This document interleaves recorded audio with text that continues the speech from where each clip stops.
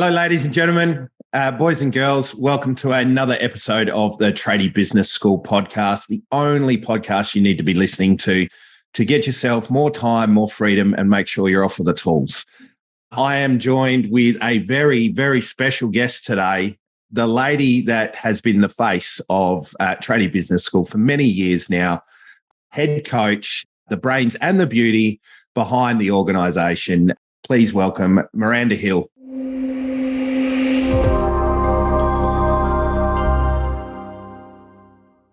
Miranda, how are you today?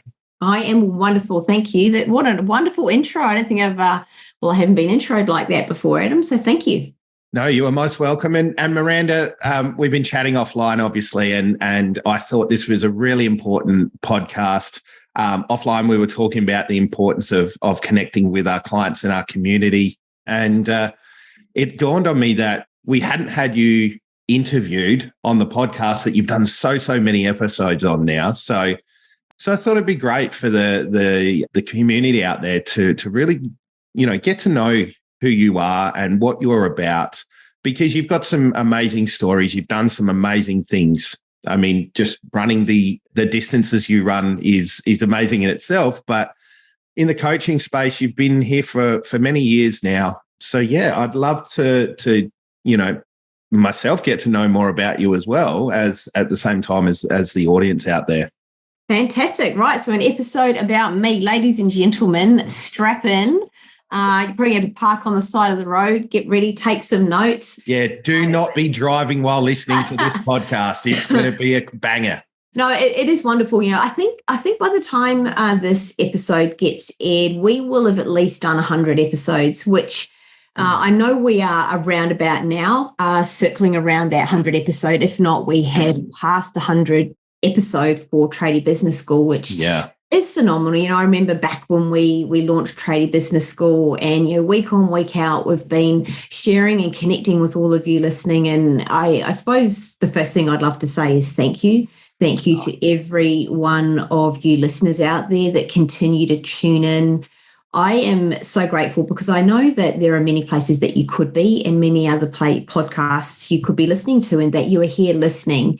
I'm filled with gratitude that in some way, what I've been doing for so long is connecting with you. So thank you for tuning in. I do get feedback and people connecting in saying they're really enjoying the episodes. There we go. I'm tripping over my words. As you well know, I do that quite frequently. Make words up episodes. So yeah, as Adam said, I have been coaching for quite a few years now, and it brings me great joy.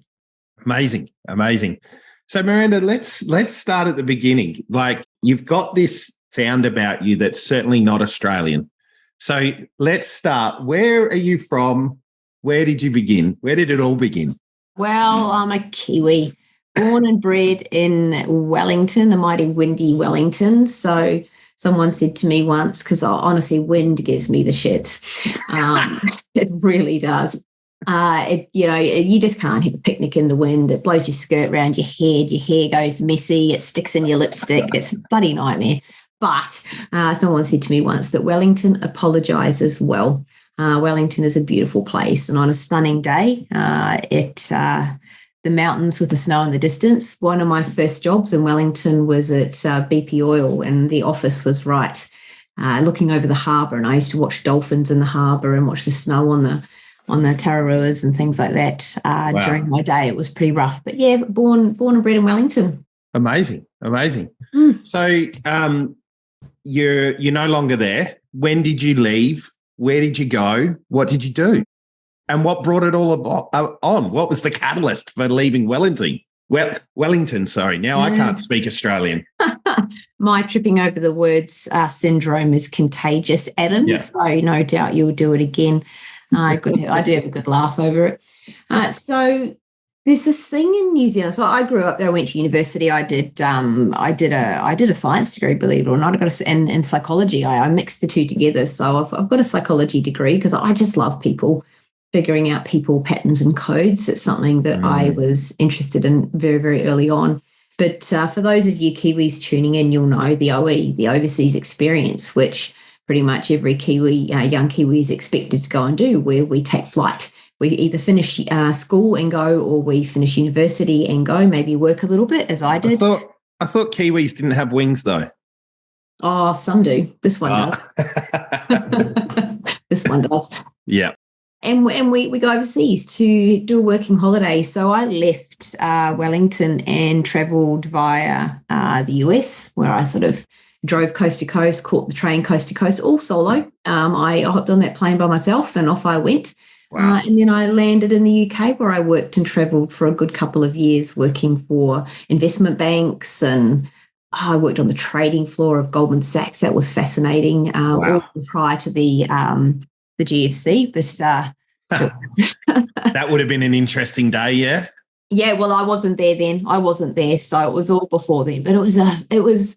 I learned a lot. I worked with a lot of very, very different people from many different walks of life, cultures, and different sizes of organisations. So, yeah, very cool. So, how old were you when you took flight? Sorry, 23. 23. Yeah. Okay. Yeah. So, like, straight out of uni, straight on a plane, basically, and cross the. Well, I was younger. I went uni and I worked for 2 or 3 years first. Oh, okay. Yeah. Cool. Yeah, nice. So you ended up in UK. Mm-hmm. How long were you in the UK for? And what moved you on from the UK? I was there for 2 years. I probably would have stayed longer, except for my visa expired. I did get offered a number of opportunities while I was there, but I just had itchy feet. I wasn't ready to stop and sort of be linked into some visa that kept me there working. I did a lot of working for several months and traveling. I did things like, fly to Moscow. I caught the train from Moscow to Hong Kong solo. Wow. Right across Russia. That was that. I loved that. So I traveled a lot and did all of that. And then when my visa expired, I came back and I landed in Sydney. So that's where I am right now and have been for the last 20 odd years. Wow. Why Sydney? Well, I mean, people are going to say, why not Sydney, that live in Sydney? But anybody that's been anywhere but Sydney would maybe be questioning that decision. I know. Crazy. Well, hey, I think coming from a big city in London, I was still wanting another. I enjoyed cities at that stage. And I also want to be somewhere that I could be very, very easy access to get back to New Zealand for my family, who's all still back there. So it seemed like a great place to come, and it had a beautiful harbour, which I was used to from Wellington. It just felt like the right place to be. So here I am. Fair enough. A little bit of a sister Sydney to Wellington, yeah? Yeah. Nice. So in Sydney, what did you do once you landed there? I mean, obviously you didn't just sit and stare at the harbour and the bridge all day. Well, I know. Well, I almost did, because I did work. I worked a couple of different places. One of the fascinating ones I used to love working for, I worked for Carlton United Brewery, the brewery that was on Broadway. For those of you in Sydney that know, there was the old brewery that's been demolished now. They've kept the gates up there. But I very much enjoyed working there in draft beer services, and I got to spend all day working with the guys there, and we were used to teach bars how to clean the lines and change the kegs and test all the beer fonts and all the different things like that. So that was great fun. Great bunch of guys there, and there were a few girls, of course, there. But the department I was in was all guys apart from me. Wow. And I moved on to working in internal communications for Ogilvy, for Singleton, Ogilvy and Mather, and advertising right there in Darling Harbour, which was amazing. So looking over, I did sit and gaze at the harbour all day. So it was amazing, and worked for some big corporates. American Express, Caltex were my clients there. And the size of the business is really irrelevant. People are people. And within it all, the thing that I did very well was to help people to communicate and do what they do better, to share their story better. So that's when I moved on from there after I had kids, and I went and started my own copywriting business. I worked in for a number of years. So that enabled me to work part-time while I was raising my kids. I've got 3 daughters. Yeah. So I did that, and I just loved working. That's what I fell in love with, working for small, medium business owners. And I just to be able to tell their story, help them tell their story through language and through their websites, so that their craft came to life. It was the joy. Yeah, nice. Now, from my notes of us catching up, there was one other thing that you did that I think is really quite important, because it sort of ties in with the male-dominated industry of the beer world. It was oil and gas, I believe. Oh, yeah. That was back in New Zealand. I worked for BP Oil. Yeah. That very much was male-dominated world, definitely. I was in learning and development in HR, but working in that space, it was great fun. It was my formative years and like early on in my career. Yeah. So I certainly, through all of my work, even working in the UK through the investment banks I worked with, was all like I worked on the trading floor at Goldman Sachs, looking after 12 traders as they screamed and yelled at their screens trading all day. It was That's very male dominated as well, isn't it? Oh yeah. It was all predominant. It really, really was. So I'm certainly it's not strange. I'm no stranger to working in male dominated spaces. Yeah. So no, it's really cool, like, because I think it puts together a really cool backstory, like how you've kind of landed in the trade space, which once again, very male dominated. But, tying all those experiences that you've had together in those male dominated areas kind of paints the picture why you're able to sort all us blokey blokes out and, help with business. But I think, with that information, you going into your own business, the segue into coaching, talk to us about that. Like, how did that all come about? Because, you could have just kept doing your own thing in the copywriting space, obviously really successful with that, had your own business and stood doing that for a couple of years. What happened there? It was a really interesting segue. It's a great question, Adam.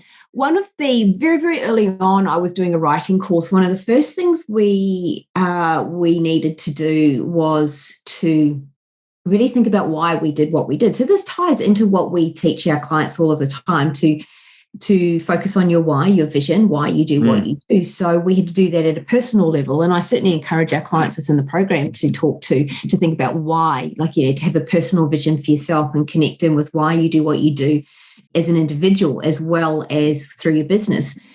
And doing this exercise, what I realized was that through the common thread, through all of my roles that I'd had in my varied work history, the common thread was always to help others to be better at what they do. Always. That's the thing that lit me up and brought me joy. So I was like, righto, off you go and formalize this and actually learn how to do it properly, to connect in and learn some structure. So I went off and enrolled at one of Australia's leading coaching schools, the Coaching Institute, and studied there for 3 years. And nice.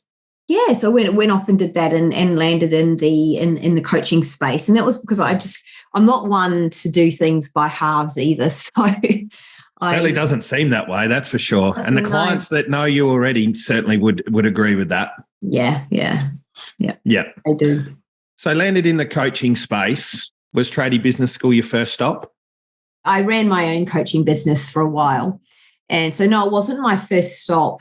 What I realized after a period of time was that I had a moment where I realized that it really wasn't about me after all. And it was a moment where I decided that to reach more people, to help more people more quickly, to jump into the game changers and Tradie Business School was going to enable me to do that. So to come into a system that existed, so to be able to reach more people. So that's what I did a couple of years ago.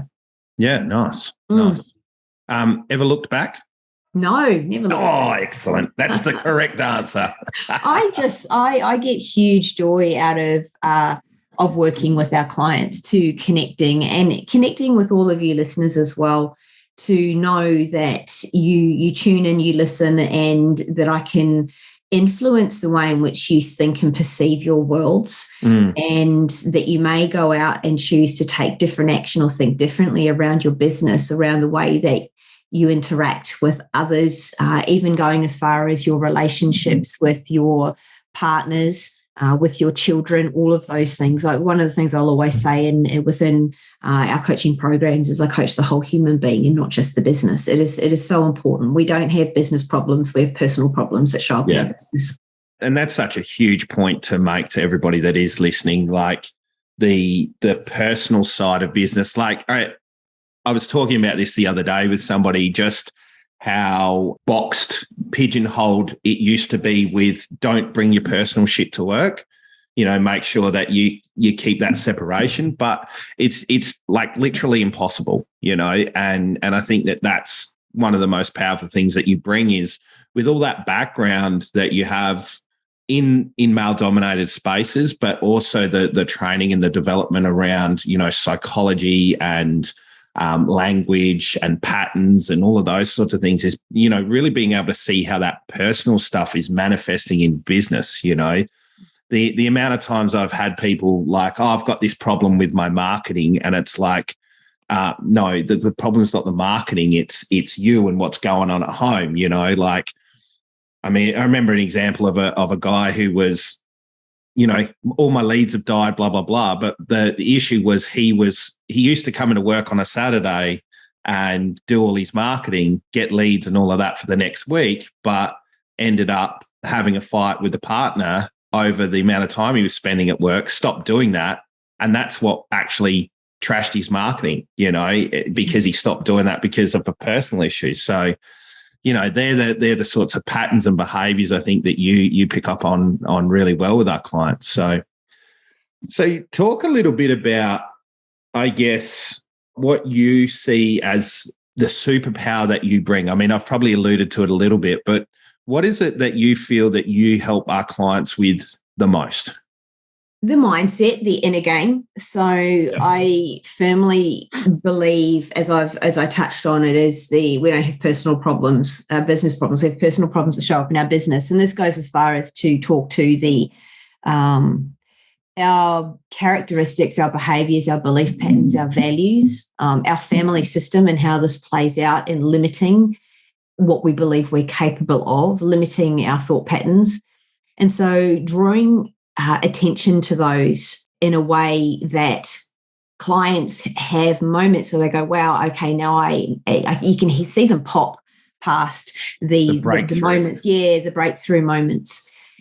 Also to saying what needs to be said from a place of love and compassion. All my clients know that everything I say comes from a place of wanting success for them, wanting them to succeed. And it is being able to say and saying the things that they need to hear, not that they want to hear. I'm not here to be everyone's best friend. I'm here to help them to achieve what they need to achieve. And so to know, I suppose the reason I get out of bed every day is to be the person that believes in somebody before they even believe in themselves. That's why I get up every day. We all need someone in our corner. Yeah. And I love being that person for somebody and watching them grow and flourish. We've had some amazing clients. We just had a couple of clients. Clients naturally move through our programs, and it brings me great joy to watch clients evolve and grow and flourish, not because of me, but I'm a witness to that and a guide and maybe a catalyst in some cases, but clients do the work for themselves. Yeah. They do. And to be part of that is, as I said, it's a joy. Yeah. Yeah. Well, that's absolutely fantastic. And I think it's probably a great place to wrap up and, just let our clients know and the population out there, the community out there that does listen that, if you want a gentle love punch, you need some slapping into line with love. Miranda is here waiting for you to come into the program and get that help you need. But Miranda, it's been absolutely fantastic, being able to put you in the hot seat because I know you hot seat so many other people. So I hope we didn't turn the burners on too high, but it's great to get to know more about you. Just before I finish off, I would love to know what do you see as the future? What is the future of the world and you? I know it's a left field question, but you within the business, what do you think we're going to achieve and what do you think is going to happen in the world? Those are pretty huge questions, and I don't think I can answer those, Adam. What I think is going to happen in the world, what's the future? I don't have a crystal ball at all. So I don't know for sure. What I do know is that it's up to each and every one of us to make a choice to create a different life, to be better in any moment, to choose to lean into feedback, to notice what's going on around us, and to take on responsibility for the results we're either getting or not getting. Learn to be with ourselves and not avoid ourselves, all of those things. And those all come to the choices we all make.